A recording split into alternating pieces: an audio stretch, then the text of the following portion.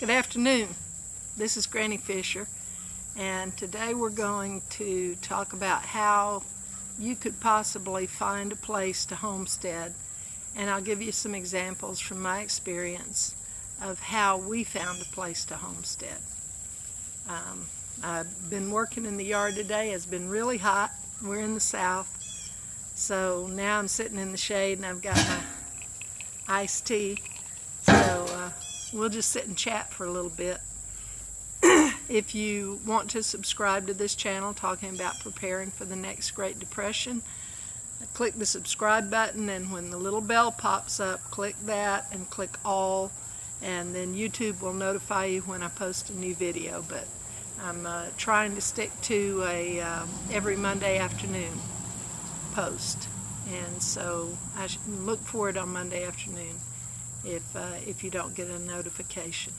If you want to watch our previous videos in this series, click on Granny Fisher, the name, and it'll take you to my YouTube page, and there's a playlist tab at the top. You can click on that and then access the playlist, which is the whole series.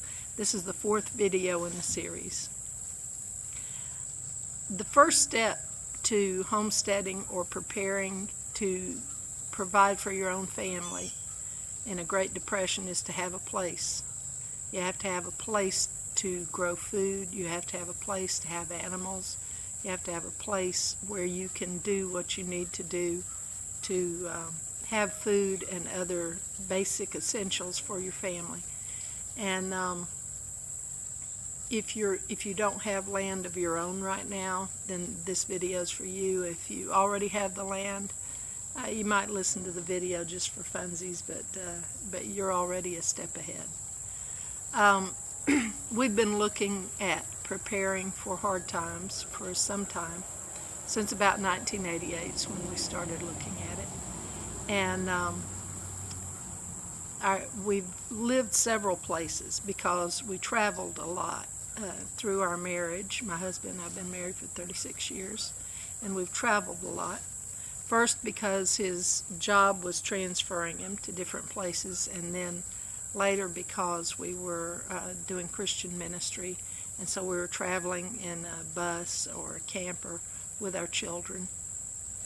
But in the process of our travels and our attempts to homestead, we've actually lived off-grid about 4 different times. And where we are now, we're not off-grid, but we do have the ability to grow food and raise animals, and we're working toward our water self-sufficiency. And so, it's a work in progress. But the first time that we got any livestock at all, it was chickens. And I like to call chickens the gateway drug to livestock because they're the easiest animal to grow. They're easy to raise. They don't get sick often. They usually have a productive life of about 3 years if you're raising them for eggs. And when their productive life begins to fade, then you can butcher them, put them in the freezer, and eat them. So they're actually a multi-purpose livestock. Chickens are very easy to raise, and you can get them anywhere. Places like Tractor Supply and Rural King have chicks every spring, and you can pick up some chicks there, order them from a hatchery.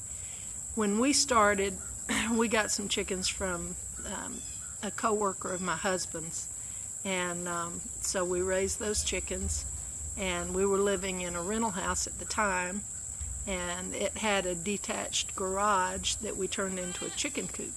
And if you are living in a rental house and you have a little bit of space, there are a lot of things you can do if your landlord doesn't mind.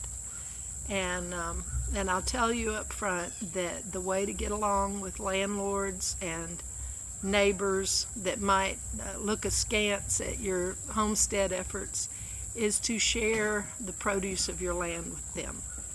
If you have a neighbor that might not be interested in seeing some livestock next door, if you pass along a few fresh eggs or some produce from your garden, to your neighbor. Usually they can be won over. I know at one time I gave some fresh eggs to a friend of mine that I was working with on a job, and she called me up and she said, "Do those eggs taste different?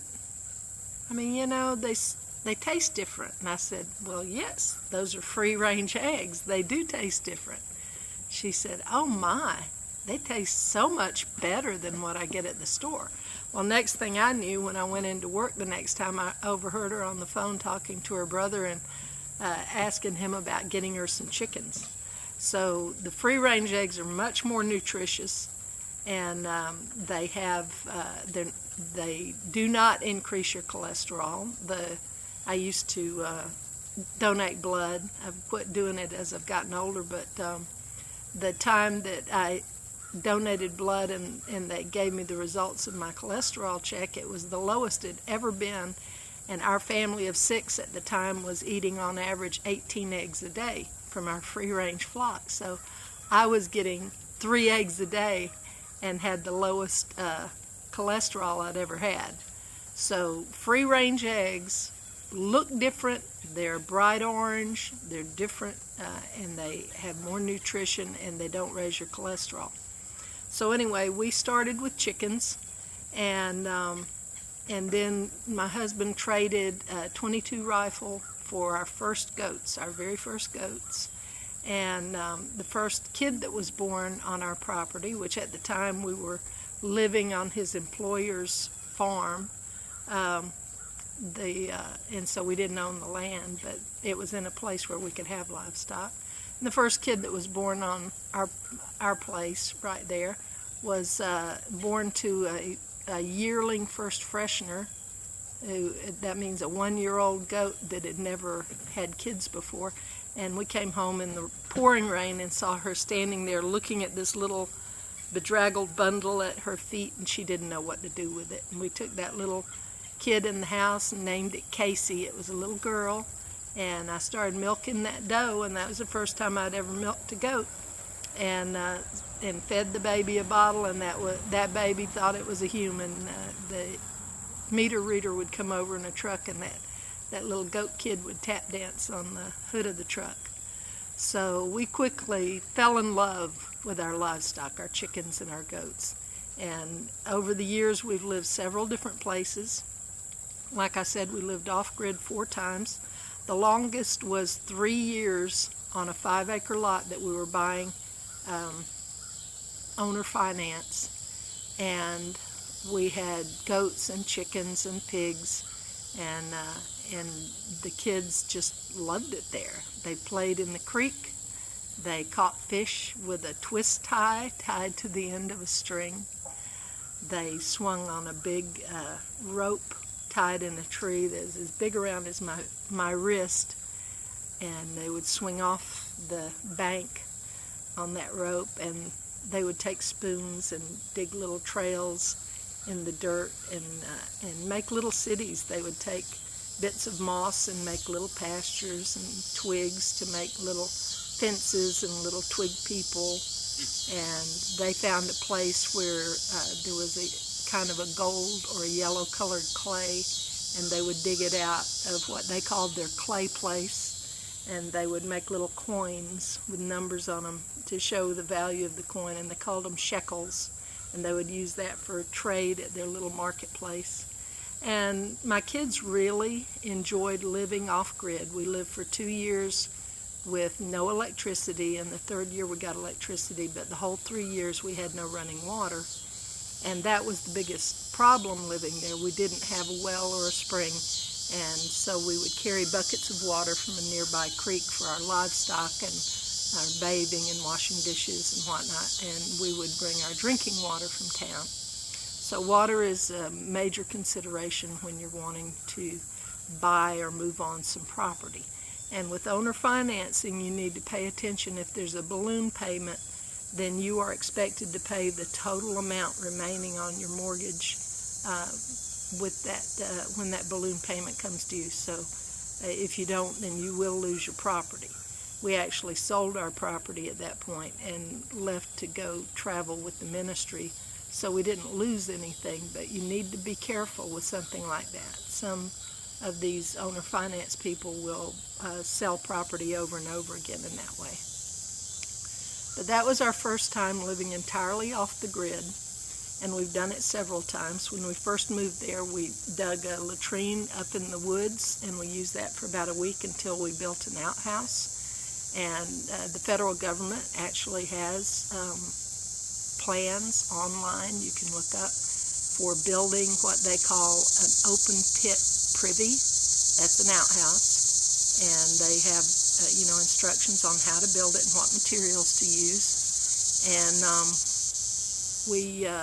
when we first moved there, we were cooking over an open fire, and then before the week was out, we bought a Coleman stove and built a table out of pallets and put a tarp over the top, a pavilion over the top, so that we would have a place to cook. We were living in a little camper, and later we got a single-wide mobile home and a wood cook stove.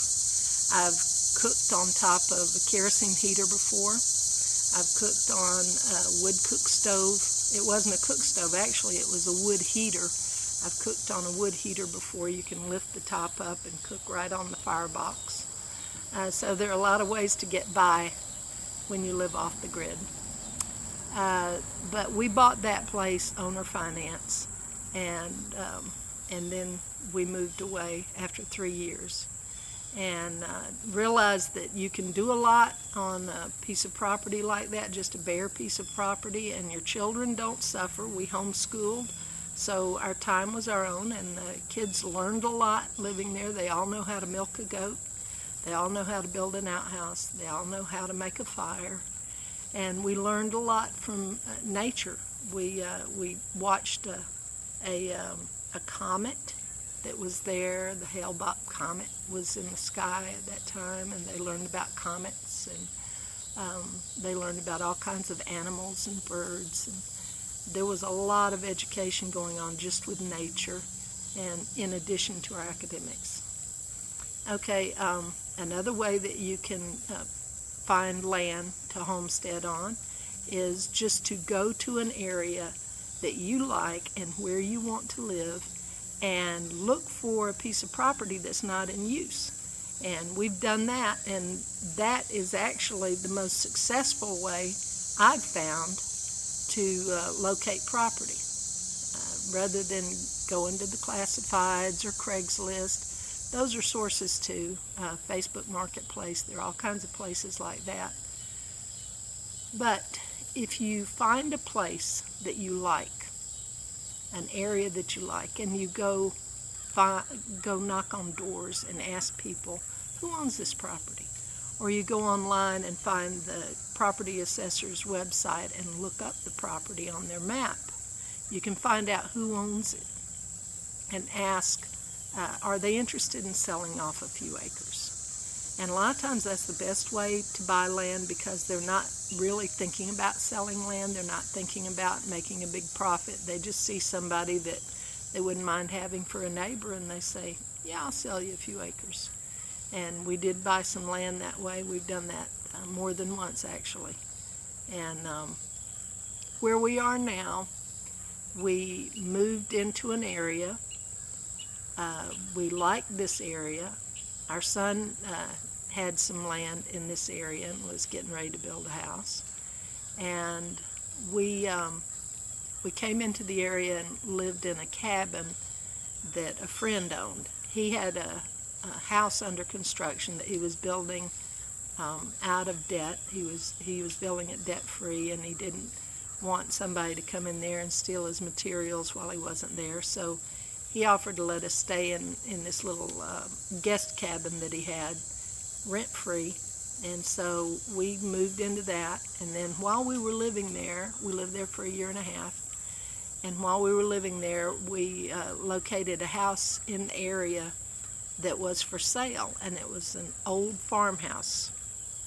And it was not in spectacular condition, but we weren't too picky.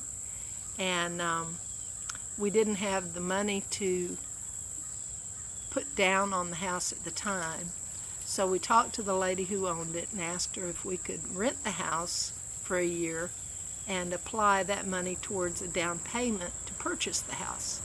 And she was agreeable to that because she wasn't living in the house at the time. It was just an extra piece of property that she had. And so we moved into the house and we began paying rent. And we had to extend the agreement for about another 6 months. But a year and a half later, we had enough paid in rent to use as a down payment. And so we went to the local bank. We didn't go to one of the big regional banks. We went to the local bank that's based in our town, our little town, and asked for a mortgage and told them we wanted to apply what we'd paid in rent over the past 18 months to the down payment, and they were agreeable to that. So that's how we got a mortgage, and it's actually the first time we've ever had a bank-managed mortgage on a house. We've done some things debt-free before, and we've done owner financing, but this is the first time we've actually had a mortgage, and we got it on as short a term as possible so that we can pay it off while we're still young enough to homestead. But when we got the house, we made sure to have it surveyed. It had not been surveyed in a long time. It's an old house, and it used to be part of a larger farm, and those pieces have been sold off one by one. So I had it surveyed, and it turned out that the lot was bigger than we thought. We knew that it was a little less than an acre, but the neighbor had been cutting the grass all the way up to the driveway, and we thought that's where the line was. In fact, one of our other neighbors said, yeah, that's where the line is. But when we had it surveyed, it was much larger than that, and it actually took in some of what our next door neighbor thought was her yard. But she was agreeable to that. She didn't mind. She just said she didn't realize that our lot was that big.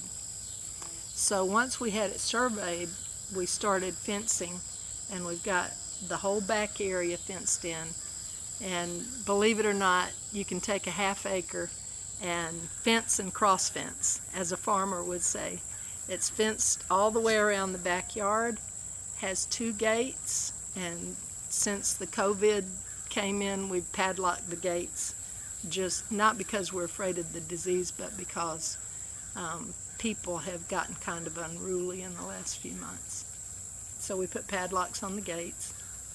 And then within this half acre, we took half acre portion of our lot and fenced it in. We now have 2 chicken coops. One is for our free-range flock, and the other is for our young stock that are just starting to lay now. And we've got about 4 pens for the goats, along with sheds that they can get under for shelter. There was a storage building in the backyard of the property when we got it, and we use that as a barn. We put our hay in there, and we buy the hay from a local farmer. Really, really good hay. We're so proud of that hay. And this has been a good year for hay in the South. So we loaded up on the hay this year, and so we've got that, and that's how we got this place. And we should have it paid off in about 10 years, so that's good. But we are on city water, so we're working toward getting off the city water. And anyway, that's a few ideas of how we've purchased property and how we've lived off-grid.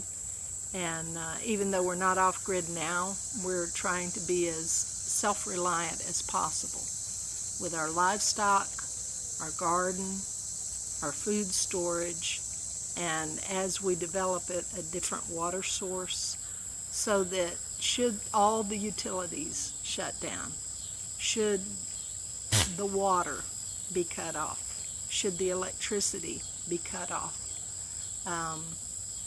if everything stopped, we would survive. And that's the idea behind homesteading. Well, this is Granny Fisher, and hope you enjoyed that little talk about finding some land. Get out there and start looking.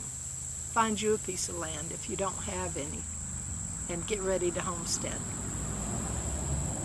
Because I truly believe another Great Depression is coming our way. Well, I'll see you next time.